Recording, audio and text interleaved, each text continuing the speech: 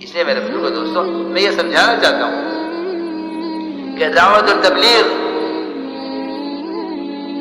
تبلیغ اس کا تصور اور اس دعوت کی محنت کی ذمہ داری کا ادا کرنا نقل و حرکت کے علاوہ ممکن نہیں ہے۔ ایک جماعت چلی دعوت دینے کے لیے، لوگوں نے کہا کہاں جا رہے ہو؟ کہ فلاں علاقے میں جا رہے ہیں ان کو دعوت دینے کے لیے۔ انہوں نے کہا کہ انہیں دعوت دینے سے کیا فائدہ ہے؟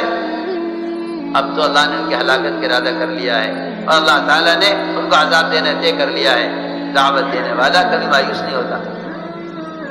جماعت نے کہا کہ ہم ان کو دعوت دیں گے، ہمیں امید ہے کہ وہ اپنی طبقے پر آ جائیں گے، اور ہمیں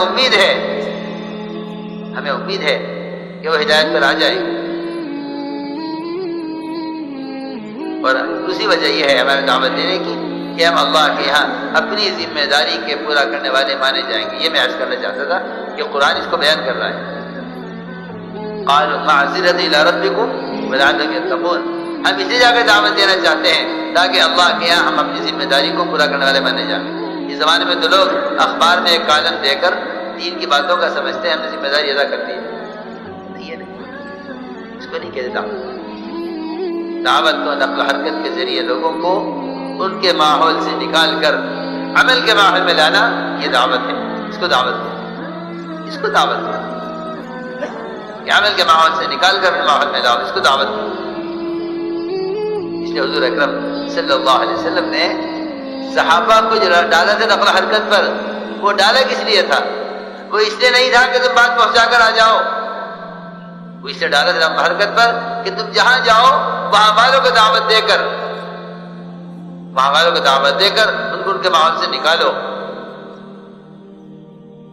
ان جاہلوں کو علماء حق سے جوڑو، ان جاہلوں کو علماء کے مجالس سے جوڑو، اور انہیں دعوت دے کر ان کے ماحول سے نکالو اور انہیں عمل کے ماحول میں لا کر رکھو۔ بے شمار قصے ہیں، کہاں تک بیان کیے جاویں؟ سیرت بھری ہوئی ہے اس سے کہ صحابہ پھرتے اسی لیے تھے تاکہ جو جہاں ملے اس کو وہاں سے نکال کر اپنے ماحول میں لائیں۔ اور یہ بات حق ہے اللہ کی طرف سے کہ جو اللہ کے دین کی دعوت کو لوگوں تک پہنچائیں گے اللہ ان کی حفاظت کرنے والے ہیں، اور اللہ ان کی دعوت پر لوگوں کے قلوب کو خیر کی طرف پلٹنے والے ہیں۔ آپ دیکھیے سفر ہجرت بڑے خطرے کا سفر تھا،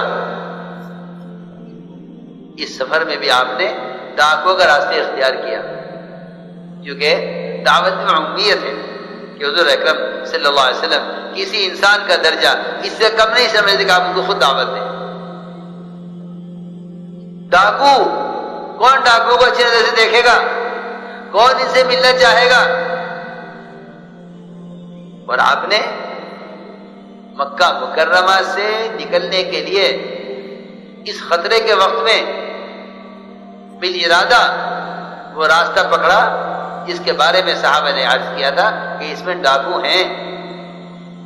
فرمایا ہمیں ڈاکوؤں سے ہی ملنا ہے، ان سے ملنے کے لیے راستہ اختیار کیا۔ سوچو تو صحیح ذرا دعوت کی اہمیت۔ ہم تو اپنی دکان پر آنے والے گاہک کو بھی دعوت نہ دیں، ہم تو گلی سے گزرتے ہیں پیسیوں سے ملاقات ہوتی ہے کسی کو دعوت نہ دیں۔ جی ہاں، اور آپ ڈاکوؤں کو دعوت دینے کے لیے ایک خطرے کا سفر ہجرت کا، اس خطرے پر دوسرا خطرہ کیوں؟ بھائی آپ بتائیے، اگر آپ سے کہہ دیا جائے کہ اس راستے پر ڈاکو ہیں لوٹ مار کر رہے ہیں تو کیا آپ راستے پر جائیں گے؟ بولو تو صحیح، نہیں جائیں گے، خطرہ ہے۔ آپ سے کہا گیا خطرہ ہے، فرمایا چلو اس راستے سے ہم ڈاکو کو دعوت دیں گے۔ آپ نے دونوں کو دعوت دی، دونوں ڈاکو اسلام میں داخل ہوئے، دونوں کو آپ نے مدینہ منورہ آنے کے لیے فرمایا۔ میں نے عرض کیا کہ اللہ کا وعدہ ہے واللہ یعصمک من الناس، جو وعدہ اللہ تعالی کی طرف سے حفاظت کا اللہ کے نبی کے لیے ہے، خدا کی قسم وہ وعدہ اس دعوت پر قیامت تک ہر امتی کے لیے۔ اس لیے کہ جب ابوبکر رضی اللہ تعالیٰ عنہ نے دیکھ کر یہ کہا دشمنوں کے پیروں کو کہ یا رسول اللہ یہ ہم تک پہنچ چکے ہیں، ہم پکڑ جائیں گے، فرمایا نہیں، لا تحزن ان اللہ معنا. یہ عجیب بات ہے. موسیٰ علیہ السلام کا پیچھا کیا فرعون نے. بنی اسرائیل نے کہا انا لمدرکون، ہم پکڑ لیے گئے. موسیٰ علیہ السلام نے کہا نہیں، اللہ میرے ساتھ. اللہ جی ہاں دیکھیں نا قرآن میں ان معی ربی سیہدین، میرے ساتھ میرا رب ہے وہ راستہ دے گا. موسیٰ علیہ السلام کہہ رہے میرے ساتھ میرا رب. آپ فرما رہے نہیں، دو باتیں فرمائیں، گھبراؤ مت، لا تحزن، ان اللہ معنا. کیا مطلب ہے؟ مطلب یہ ہے کہ اللہ کی معیت کا جو وعدہ نبی کے ساتھ ہے وہی وعدہ امتی کے ساتھ ہے. اللہ کی معیت کا، اللہ کے ساتھ ہونے کا جو وعدہ نبی کے ساتھ ہے وہ وعدہ امتی کے ساتھ ہے. اس لیے میرے دوستو عزیزوں، مسئلہ اپنی ذات کا نہیں ہے. صرف اس امت کا مسئلہ اجتماعی انفرادی نہیں ہے، بلکہ لکھا ہے علماء نے، سنو عجیب بات ہے، یہ لکھا ہے علماء نے کہ جو آدمی اپنی ذات سے، اپنی ذات کی اصلاح کی پوری کوشش میں لگا ہوا ہے، اپنی نماز، اپنا ذکر، اپنی تلاوت، اپنی عبادت، حج اور زکوٰۃ اور عمرہ اور اعمال، سب کچھ اپنی ذات سے پورا کر رہا ہے، اپنے نفس کی اصلاح میں پوری قوت لگا رہا ہے، لیکن دوسروں کو دعوت نہیں دے رہا ہے. علماء نے لکھا ہے اس کا ایمان کامل ہوگا نہیں. سوچو تو صحیح، میں نہیں کہہ رہا ہوں، لوگ سمجھتے ہیں میں کہہ رہا ہوں. علماء نے لکھا، علماء نے لکھا ہے اسی طرح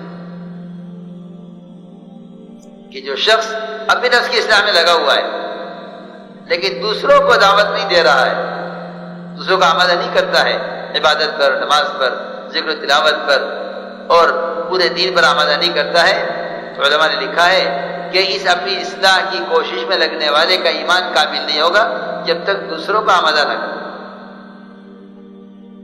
اور آمادہ کرنا وہی میں دوبارہ عرض کرتا ہوں، آمادہ کرنا یہ نہیں کہ آپ کہیں کہ کتابوں کے اندر علم لکھا ہوا ہے یہاں سے پڑھ لو. نہیں، کتابوں کا علم، کتاب میں لکھنا امر معروف نہیں ہے، منکرات کی کتاب میں لکھنا نہی منکر نہیں ہے. یہ اس زمانے میں مسلمان کو دھوکہ لگا ہے کہ اوامر نواہی کتابوں میں لکھ دو تاکہ آپ اس ذمہ داری سے فارغ ہو جائیں. نہیں، کتاب میں اوامر کا لکھنا امر معروف نہیں ہے، اور کتاب میں منکرات کو لکھنا یہ منکرات کا علم ہے، یہ منکرات سے روکنے کی محنت نہیں ہے، یہ معروفات کا علم ہے، یہ معروفات میں لانے کی محنت نہیں ہے.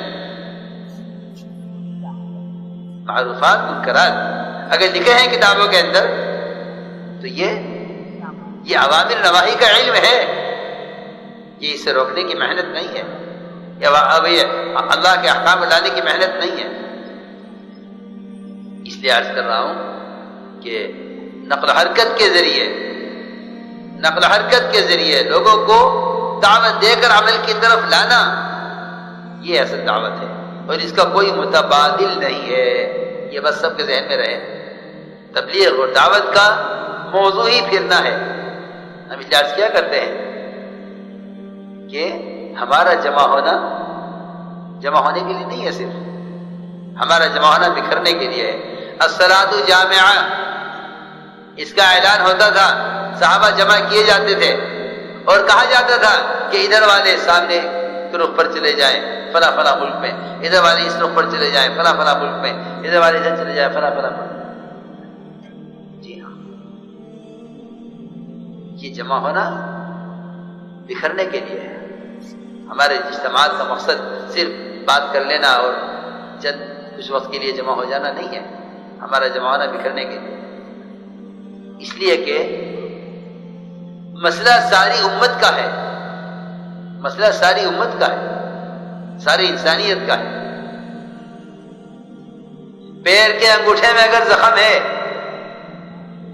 آپ بتائیے، آپ پیر کے انگوٹھے کے زخم کے آدمی کو کہتے ہیں کہ فلاں صاحب بیمار ہیں، فلاں صاحب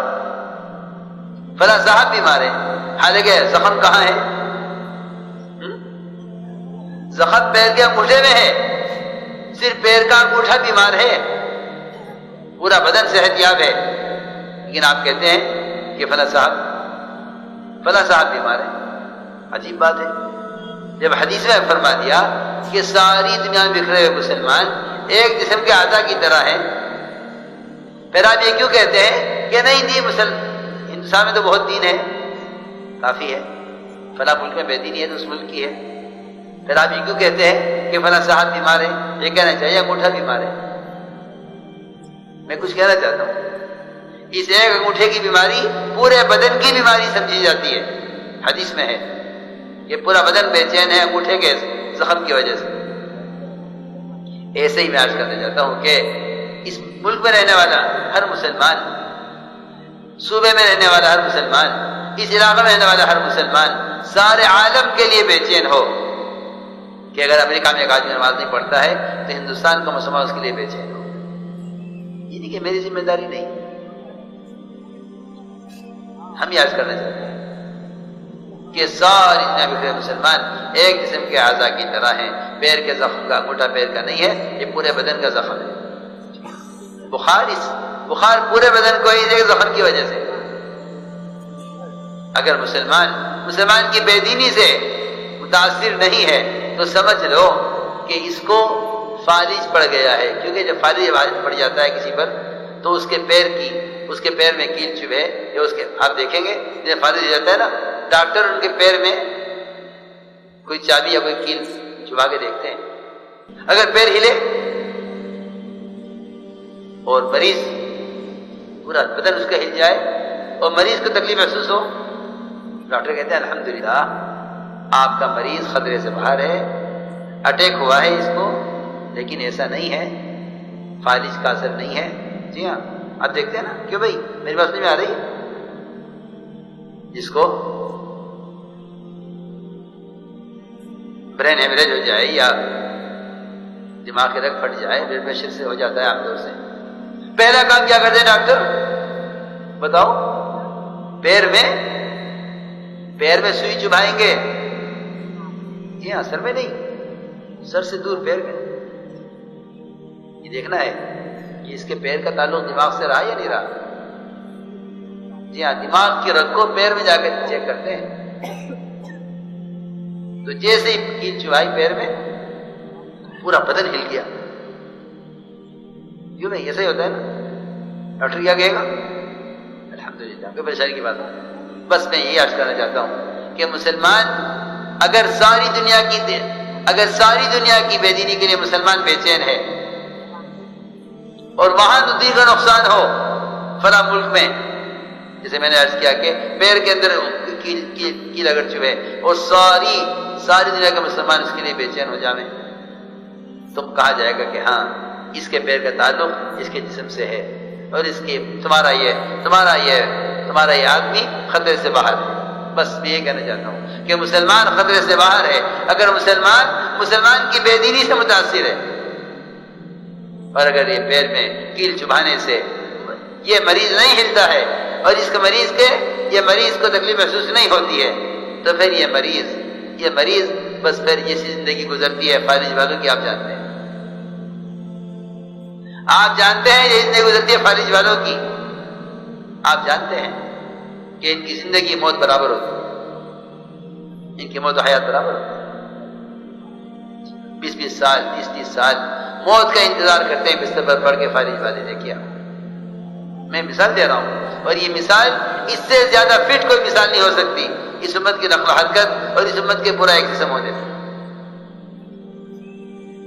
اس چیز کو سامنے رکھو، تبلیغ کا مقصد صرف کلمہ نماز کو صحیح کر لینا نہیں ہے، تبلیغ کوئی چلتا پھرتا مدرسہ نہیں ہے کہ اسے فارغ ہو کر بیٹھ جائیں، پڑھ کر فارغ ہو جائیں، بلکہ پورے دین کو پورے عالم میں قائم رکھنے کی ایک مسلسل محنت ہے۔ مولانا صاحب فرماتے تھے اگر ہر سال 4 مہینے ہر ایمان والا اگر ہر سال 4 مہینے اللہ کے راستے کے خروج کے لیے فارغ نہ کرے تو مولانا صاحب فرماتے تھے یہ ایمان کی حلاوت نہیں چکھ سکتا۔ اور میں سمجھتا ہوں کہ یہ اسی آیت کی بنیاد پر حضرت نے فرمایا ہے، اس نے فرمایا ہے کنتم خیر امت اخرجت للناس تأمرون بالمعروف وتنهون عن المنکر وتؤمنون باللہ۔ اس آیت کے ذیل میں حضرت کا یہ فرمانا ہے کہ جب تک ہر مومن ہر مسلمان 4 مہینے سالانہ ہر سال 4 مہینے اللہ کے راستے میں نکلنے کو اپنا معمول نہ بنائے یہ ایمان کی حلاوت نہیں چکھ سکتا۔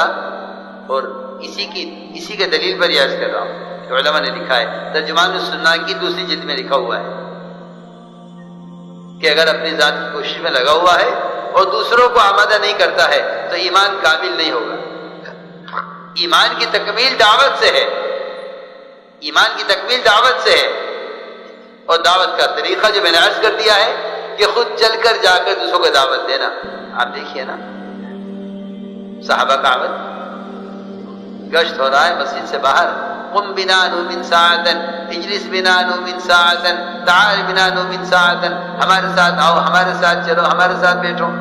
کیا ہے یہ؟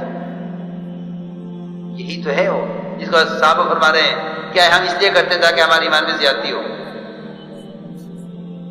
اس لیے میرے دوستو عزیزوں، پورے مجمع نے جس طرح ہمت سے اور دھیان سے اور عظمت سے اور یکسوئی کے ساتھ بات سنی ہے، میں نے ایسا جمع ہوا مجمع اپنی کسی اجتماع میں دیکھا نہیں۔ اور یہ آپ حضرات کی دین کی طلب اور محبت اور اس اجتماع کے بھی جو قربانیاں دی گئی ہیں یہ اس کی برکت ہے۔ ہم چاہتے ہیں، واقعی دل چاہتا ہے کہ اس پورے مجمع میں کوئی ایک فرد بھی ایسا باقی نہ رہے جو اس اجتماع سے اللہ کے راستے میں نہیں جاتا۔ ہمارا دل چاہتا ہے، ہماری تو آمدی آپ سب کو لینے کے لیے، آپ سب کو لے جانے کے لیے ہوئی ہے۔ ہم تو اس لیے آئے ہیں کہ آپ سب کو لے کے جائیں، اور کوئی مقصد نہیں۔ اور واقعی حقیقت یہ ہے کہ جب تک اپنے ماحول سے نکلیں گے نہیں، نہ اپنی بے دینی کا احساس ہوگا، نہ امت کے نقصان کا احساس ہوگا، جب تک ماحول سے نہیں نکلیں گے۔